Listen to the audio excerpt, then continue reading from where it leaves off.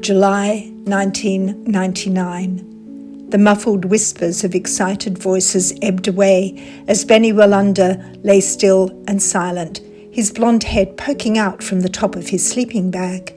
Now all he could hear was the rustling of the tent in the night breeze. Benny breathed a sigh of relief. He had made it through the first day of camp, and the others were too excited about their big adventure to think about taunting him like they usually did. He would be the last one chosen for team games. No one wanted Benny on their side. He didn't really care because he hated games. He was only joining in because his older sister said that was the right thing to do. Benny tried not to think about how this was his first night away from home, or of how much he missed his mum tucking him in and lying beside him holding his hand.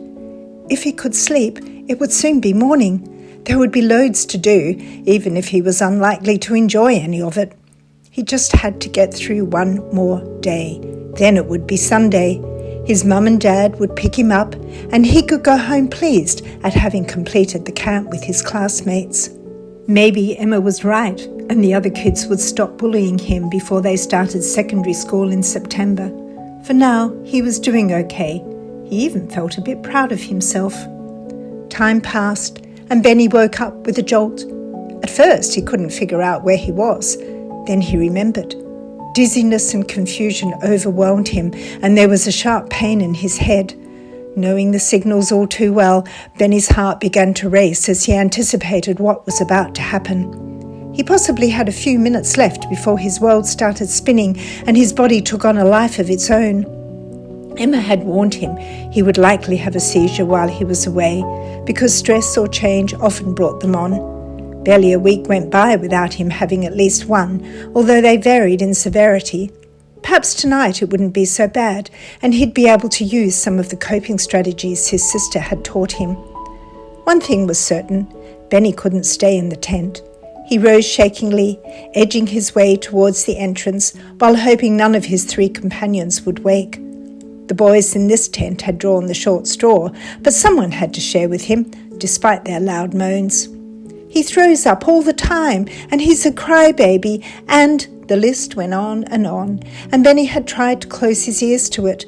He had to sleep somewhere, and he was grateful he wasn't in the same tent as Henry Keith. The night air hit Benny as he slipped outside and released the breath he hadn't realized he was holding. Now he could lie on the grass and wait. If the seizure didn't come, he'd be able to go back to bed. Maybe the fresh air would make him feel better. Was he just stressed because he'd woken up in a strange place? If the worst happened and he threw up, at least no one would know about it. After a lifetime of epilepsy and some coaching from his elder sister, Benny knew enough to keep himself relatively safe. However, he had never faced a seizure alone.